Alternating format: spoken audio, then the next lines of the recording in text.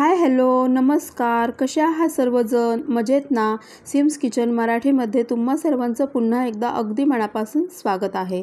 आज आपण वर्षभर टिकणारे लिंबाचे आंबट तिखट लोणचे बनवणार आहोत। शिवाय हे लोणचे बनवण्यासाठी लागणारा मसालासुद्धा आपण घरीच बनवणार आहोत। कोणत्याही प्रकारचे प्रिझर्वेटिव्स न वापरता नॅचरली हे लोणचं वर्षभरासाठी कसं छान टिकून राहील हे या व्हिडिओमध्ये मी तुमच्यासोबत शेअर केलेलं आहे। या पद्धतीने जर तुम्ही लोणचं बनवलं तर ते वर्षभरासाठी अगदी छान असं टिकून राहणार आहे।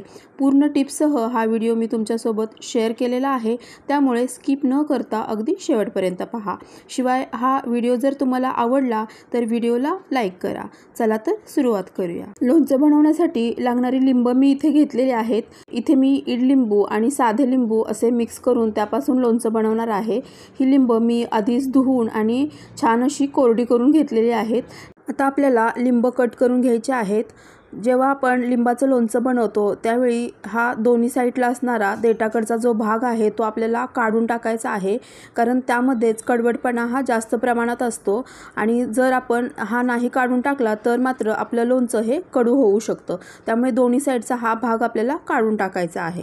जेव्हा आपण लिंबाचं लोणचं बनवतो त्यावेळी आपल्याला ही काळजी घ्यावी लागणार आहे की लिंबाला बिलकुल सुद्धा ओलसरपणा नसावा। अगदी आदल्या दिवशी सुद्धा आपण ही लिंबू धुवून आणि छान कोरडी करून घेतली तरी सुद्धा चालेल।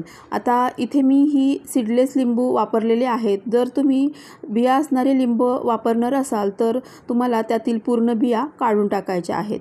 हे लोणचं बनवताना लिंबू मी एकदम असं बारीक कट करून घेतलेलं आहे। या पद्धतीने जर आपण लिंबू एकदम बारीक बारीक कट करून घेतलं तर आपलं लोणचं हे छान मुरतंसुद्धा आणि त्याची चवसुद्धा छान लागते।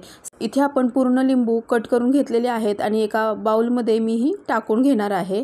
आता यामध्ये आपण मसाले टाकणार आहोत। त्यासाठी इथे मी लाल मिरची पावडर टाकलेली आहे।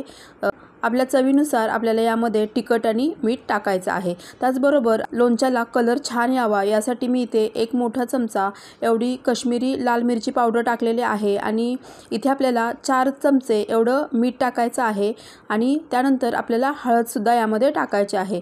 हे सर्व आपल्याला छान असं मिक्स करून घ्यायचं आहे।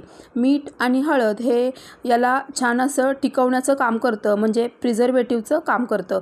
हे सर्व छान मिक्स करून आपण यावरती झाकण लावून याला 10 ते 15 मिनिटांसाठी बाजूला ठेवून देणार आहोत। तोपर्यंत आपल्याला लिंबाचं लोणचं बनवण्यासाठी लागणारा मसाला बनवायचा आहे। यासाठी मी इथे गॅसवरती एक पॅन गरम करत ठेवलेला आहे। पॅन गरम झाल्यानंतर यामध्ये आपल्याला मोहरी टाकायची आहे। मोहरी थोडीशी तडतडल्यानंतर यामध्ये आपण बडीशेप टाकणार आहोत।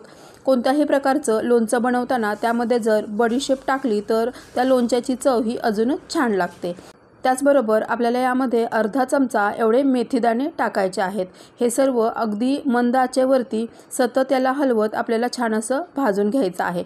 त्यानंतर इथे मी दालचिनीचे 2 तुकडे टाकलेले आहेत। 10 ते 15 काळे मिरे आपल्याला यामध्ये टाकायचे आहेत। त्याचबरोबर 10 ते 15 लवंगासुद्धा आपल्याला यामध्ये टाकायचे आहेत।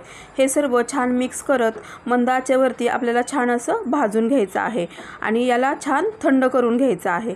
त्यानंतर हे आपण मिक्सरमधून वाटून घेणार आहोत। आता इथे मोहरी तडतडू लागलेली आहे, म्हणजे ओळखावं की आपला मसाला हा छान भाजला गेलेला आहे। आता आपण गॅसची फ्लेम बंद करून याला छान असं थंड होऊ देणार आहोत। इथे वापरलेलं सर्व साहित्य आणि त्याचं प्रमाण मी डिस्क्रिप्शनमध्ये देणार आहे, तुम्ही डिस्क्रिप्शन नक्की चेक करा। आता हे छान थंड झालेलं आहे। आता आपण हे मिक्सरमधून वाटून घेणार आहोत।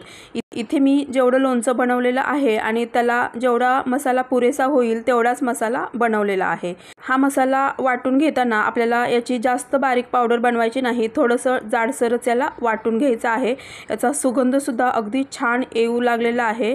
आता मसाला आपला तयार आहे। आता आपण यामध्ये टाकण्यासाठी तेल गरम करत ठेवणार आहोत। हे लोणचं बनवताना शक्यतो मोहरीचं किंवा शेंगदाण्याचं तेल वापरावं। इथे मी शेंगदाण्याचं तेल वापरलेलं आहे। हे तेल आपल्याला छान अगदी कडकडीत त्यातून धूर निघेपर्यंत गरम करून घ्यायचं आहे। तेल छान गरम झाल्यानंतर आपल्याला गॅसची फ्लेम ही बंद करायची आहे आणि थोड्या वेळानंतर यामध्ये आपल्याला हिंग टाकायचा आहे। साधारणतः 1 चमचा एवढं हिंग मी यामध्ये टाकलेलं आहे, अंदाजेच टाकलेलं आहे, पण साधारणतः 1 चमचा एवढं हिंग आपल्याला यामध्ये वापरायचं आहे। आता हे तेल आपण छान असं थंड होऊ देणार आहोत। 10 ते 15 मिनिटानंतर आपण हे लोणचं चेक करत आहोत, तर यामध्ये टाकलेलं तिखट मीठ हे छान मुरलं गेलेलं आहे। आता यामध्ये आपण जो मसाला बनवून घेतला होता तो सुद्धा टाकायचा आहे आणि याला छान असं मिक्स करून घ्यायचं आहे। तेल टाकण्यापूर्वीच हे तिखट मीठ आणि मसाला आपल्याला छान मिक्स करून घ्यायचा आहे, जेणेकरून या लिंबाला हे छान असं कोट होईल। ही प्रोसेस तुम्ही अगदी आधीच करून ठेवली आणि त्यानंतर 5 ते 6 तासानंतर यामध्ये तेल टाकलं तरीसुद्धा चालेल। मात्र यामध्ये आपण जेव्हा तेल टाकणार तेव्हा ते छान असं थंड झालेलं असावं। इथे पाहू शकता तुम्ही या लिंबाच्या फोडींना मसाला छान असा कोट झालेला आहे। यानंतर आपल्याला एखादं काचेचं किंवा सिरॅमिकचं भांडं घ्यायचं आहे आणि त्यामध्ये या लिंबाच्या फोडी टाकून घ्यायच्या आहेत। हे भांडं छान कोरडं केलेलं आणि हवं तर उन्हात ठेवून घ्यायचं आहे। त्यानंतरच यामध्ये आपल्याला हे लिंबाचं लोणचं ठेवायचं आहे। तर इथे पाहू शकता तुम्ही या बाउलमध्ये मी हे सर्व ठेवून घेतलेलं आहे आणि इथे आपलं तेलसुद्धा छान असं थंड झालेलं आहे। इथे मी 2 ते 3 तासानंतर या लोणच्याच्या फोडीमध्ये हे तेल टाकून घेतलेलं आहे। या तेलामध्ये आपण हिंगसुद्धा टाकलेलं आहे आणि हे तेल आणि हिंग मिळून याला नॅचरली प्रिझर्व करण्याचं काम करतं। शिवाय यामध्ये आपण मीठ आणि हळदसुद्धा टाकलेले आहे, हे सुद्धा याला नॅचरली प्रिझर्व करण्याचं काम करतं। आता यामध्ये तेल टाकल्यानंतर याला आपण छान असं मिक्स करून घ्यायचं आहे। तुम्हाला आत्ता असं वाटत असेल की तेल कमी आहे, पण आपण इथे फोडी थोड्याशा प्रेस करून अशा दाबून घ्यायच्या आहेत, तेव्हा तुमच्या लक्षात येईल की यामध्ये पुरेसं तेल झालेलं आहे। आणि तरी पण आपल्याला याला दुसऱ्या दिवशी चेक करून बघायचं आहे। या लिंबाच्या फोडीच्या वरती तेल असायला हवं, म्हणजे याला बुरशी येणार नाही। जर तुम्हाला वाटलं की लिंबाच्या फोडीच्या वरती तेल कमी आहे, तर तुम्ही दुसऱ्या दिवशीसुद्धा अगदी तिसऱ्या दिवशीसुद्धा यामध्ये तेल छान कडकडीत गरम करून आणि त्याला थंड करून यावरती टाकू शकता, म्हणजे याला बिलकुल सुद्धा बुरशी येणार नाही आणि हे लोणचं अगदी छान असं टिकून राहील। आणि जेव्हा आपण हे लोणचं घेणार तेव्हा त्यामध्ये कोरडा चमचा वापरायचा आहे, जेणेकरून हे लोणचं अगदी वर्षभरासाठी छान असं टिकणार आहे। पाहू शकता तुम्ही आपल्या लोणच्याला कलरसुद्धा अगदी छान आलेला आहे आणि याची चवसुद्धा अगदी छान झालेली आहे। या पद्धतीने तुम्ही सुद्धा लिंबाचं लोणचं नक्की करून पहा आणि कसं झालं आहे हे कमेंट करून नक्की सांगा। हा व्हिडिओ तुम्हाला जरा जरी उपयुक्त वाटला असेल तर व्हिडिओला लाईक करा आणि तुमच्या फ्रेंड आणि फॅमिलीमध्ये जास्तीत जास्त शेअर करा। व्हिडिओ शेवटपर्यंत पाहिल्याबद्दल तुम्हा सर्वांचे धन्यवाद। भेटूया पुढच्या व्हिडिओमध्ये, तोपर्यंत मस्त खा आणि स्वस्त रहा। थँक्यू।